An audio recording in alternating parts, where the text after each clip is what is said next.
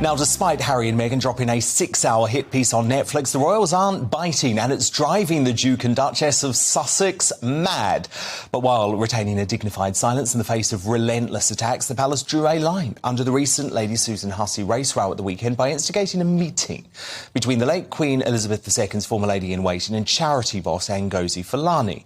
83-year-old Hussey offered her sincere apologies for what's described as an unfortunate conversation and promised to learn more about the sensitivities around asking someone about where they're from.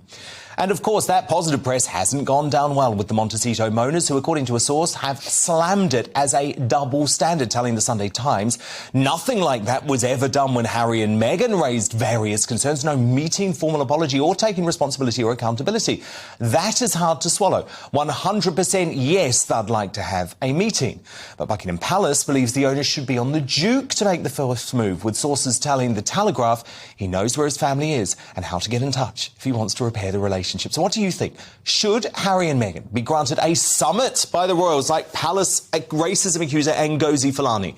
Down at gbnews.uk, vote in our poll at GB News. But to weigh in on this now, the socialite and aristocrat Lady Victoria Harvey, the England football legend Peter Shilton, and the broadcaster Ellen Coughlin. Lady V, I mean, They want an apology and a summit? I mean, that Why? Sounds very pompous and grand, doesn't it? I mean, it's quite unbelievable, actually, that when I read that for the first time, that's what they're demanding. I think what happened, just now with Lady Hussey, I think now that there's been an apology, she should get her job back. Yes. She was thrown under the bus. It was completely blown out of proportion, and I think it's only because now Sister Space is being investigated that suddenly... By the Charity Commission. Suddenly she wants to go quiet, yeah. So, no, I think Meghan Markle and Prince Harry do not deserve that, or they should just give all their money back that they've made from slamming the family. Now, Peter Shilton, you tweeted over the weekend, Meghan Markle was never going to be part of our royal family. She is an American actress who manipulated Harry to get what she wants, which is a big house in California and a big bank balance, playing every card, including the race card. And I have to say, Peter, I saw that tweet and I just thought, well done, you've got it in one. So presumably, Peter, you don't believe that they should get the summit at Buckingham Palace with the royal family?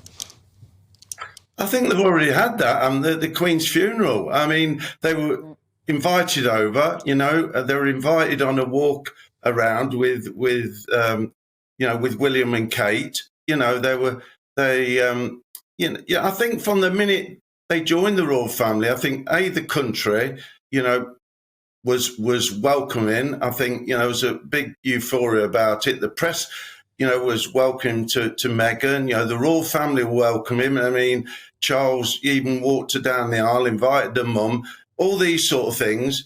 And then all of a sudden, they want to go to Canada to get out the media's glaze. And no sooner had they done that they were in California doing a chat show with Oprah Winfrey. And that's where it all started. If they want peace and quiet, fine, great. I don't particularly think that the royal family need to give them any apology because, as far as I can see, they've already done that with the invite to the funeral anyway. Good point. But Ellen Coughlin, you think actually this could be really productive, the royal family agreeing to a similar summit with Harry and Meghan? Why? Yes, 100%. I feel like they were the victim, the exact same as Ngozi. She got the apology today, and I do think the palace done the absolute right thing with Ngozi by inviting her in. They acknowledged what went wrong. They invited her in. They apologised, and they said that they want to learn from their mistakes. Why can't they do that with Meghan? Wouldn't it be more important to do it with Meghan? Like, she's a member of the royal family. I think she deserves the same respect. And I think if they do invite Meghan to the palace and have an apology, then maybe they can move forward as a stronger unit. And I think that would be better all around. I'm sure Meghan and Harry would be more than happy to do that. Isn't the issue, Alan, though, that assumes that Harry and Meghan are telling the truth about the racism that they claim they experienced? What evidence is there that they experienced racism from the royal family? But what evidence is there that they haven't? Why is everybody just automatically assuming that they're lying? Well, because I think we believe in innocent until proven guilty, don't we, still? I know it's 2022, but, you know. Mm-hmm. You could say the same for Meghan. She said that she suffered with mental health problems. She said that she had racist remarks said to her in the palace. But everybody's saying, oh, well, that couldn't have possibly happened, when it's actually just been proven that racist remarks do go on within the palace with this new apology. So why is it so hard to believe? But doesn't she need to produce the evidence, though, Lady Victoria Harvey? Because the issue with Fulani, I mean, I think Fulani went in there with an agenda, right? But she had some evidence of a conversation. Meghan has no evidence of anything. No, like Meghan, everything's made up. And as far as Ngozi, I mean, Marlene, I mean, it just felt like a setup from the beginning, and just the timing of it and everything. But yeah, with Meghan, it's just like, I mean, literally, like, she's Harry's handler, and she's just completely she controls him. And now they've got this other documentary now they're doing, right? And so it's just going on and on and on. They are just being complete puppets. Peter, do you think that's fair to say that Meghan controls Harry? Am I the only one that thinks that? I think you can see from the footage, and it's. I think so. I think she wears the trousers. I think she's an actress.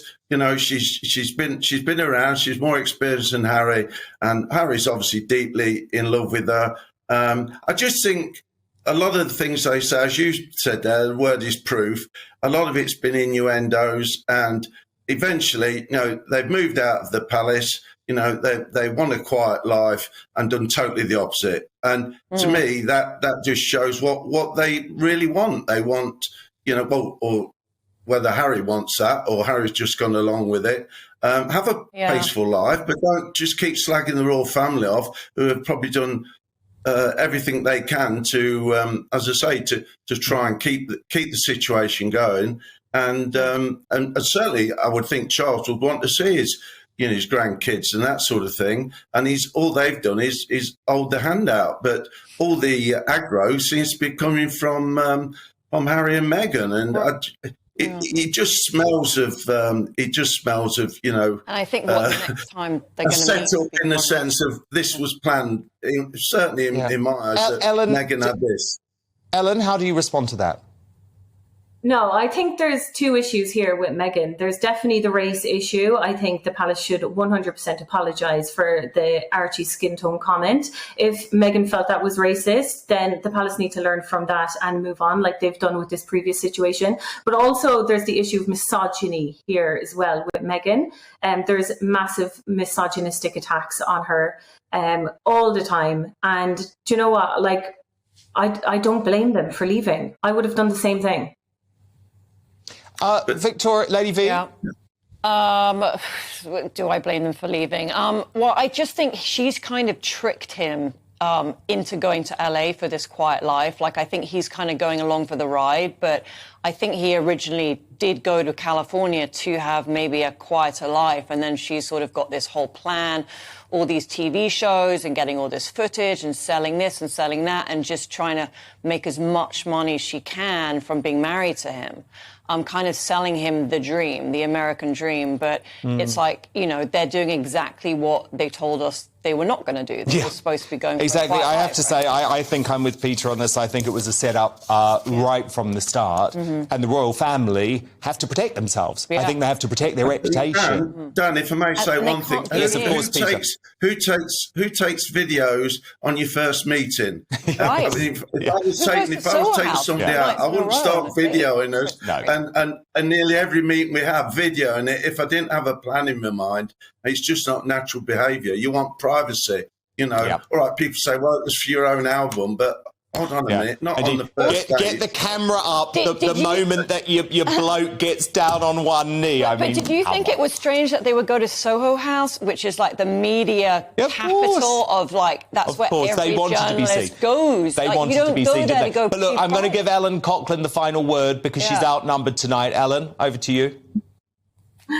Thank you. Yes, to be fair, Harry and Meghan always knew that they were going to set up a media company. So, like, as journalists, you know, we record everything, even if we're going to use it, even if we're not going to use it, we record it because someday it might become in use.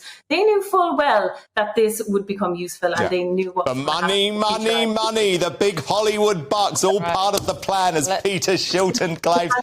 Great debate. Thank you all. Football legend Peter Shilton, Lady Victoria Harvey and the broadcaster Ellen Coughlin. Real pleasure. So who do you agree with? Should Harry and Meghan be granted a summit by the royals like palace racism accuser Ngozi Fulani? Reese on Twitter says ignore them unless they start causing actual harm with their actions. People will say they already have, but they haven't in truth. From Faye, no, and no. Harry and Meghan should be apologising to the UK. And Mark says if Harry and Meghan really want to distance themselves from the royal family, then perhaps they should just move on, which is something they seem incapable of doing. Their reluctance to do so makes me and many others question their sincerity. And your verdict is now an wow, this one's overwhelming. Just 6% of you. Hey everyone, welcome back to Royal Sussex Squad, the place where we celebrate the truth about Prince Harry and Meghan, the Duke and Duchess of Sussex. If you're here to hear facts, positivity and real insights, you're in the right place. And if you're one of those people constantly looking for reasons to criticise Harry and Meghan, buckle up, because today we're calling out the hypocrisy and setting the record straight. Let's talk about the latest drama, because of course the British press and their favourite royal commentators just can't seem to let go of their obsession with Harry and Meghan. This time it's about the palace, apologising to Clarity boss Ngozi Fulani for how thank you for the incredibly warm welcome and the chance to meet so many Aussies from all walks of life. And we also generally couldn't think of a better place to announce the upcoming baby, be it a boy or a girl. So where was the accountability in having those questions from? Oh, that's right. The palace never offered Meghan anything and acknowledged her pain and certainly never took responsibility. But now they want to act like they care about racial sensitivity. The hypocrisy is laughable, and of course the media wasted no time twisting the narrative. Certain royal reporters, went straight to their usual script, making it seem like Harry and Meghan are demanding an apology, calling them entitled. But wait, didn't the same media just praise Ngozi Fulani for receiving an apology from the palace? How does that work? The truth is, Harry and Meghan aren't after special treatment. They're simply pointing out the blatant double standard that have existed for years. The press wants to paint them as bitter and demanding, and all they've ever wanted was fairness, respect, and accountability. But for some reason, holding the institution accountable is treated like an unforgivable thing. Let's be clear. Harry and Meghan didn't leave the UK because they wanted fame, fortune. They left because the so-called royal experts and their media. But the best part about visiting country Australia is the these people. Same critics love to claim that Meghan manipulated Harry. Really? Because last time I checked, Harry is a grown man who served in the military, made his own choices, and has been crystal clear about why he left. He refused to let history repeat itself. He refused to let Meghan be destroyed the same way his mother, Princess Diana, was. But of course the media doesn't want to talk about that. They'd rather push their tired, misogynistic narrative that Meghan is the villain, because it fits their agenda. Here's the real reason why these royal commentators are fuming. Harry and Meghan are thriving. They have a beautiful family, successful projects, and millions of supporters worldwide. They've built a life of purpose and impact, whether it's through Archwell, their humanitarian work, or their Netflix and Spotify deals. Meanwhile, the same people who spent years attacking them are still stuck on repeat, desperately trying to remain relevant by dragging their names through the mud. So let's get one thing straight. Harry and Meghan are not the problem. The real issue is an outdated institution and a media. We're not falling for it, and we're certainly not staying silent. Don't forget to subscribe and if you don't support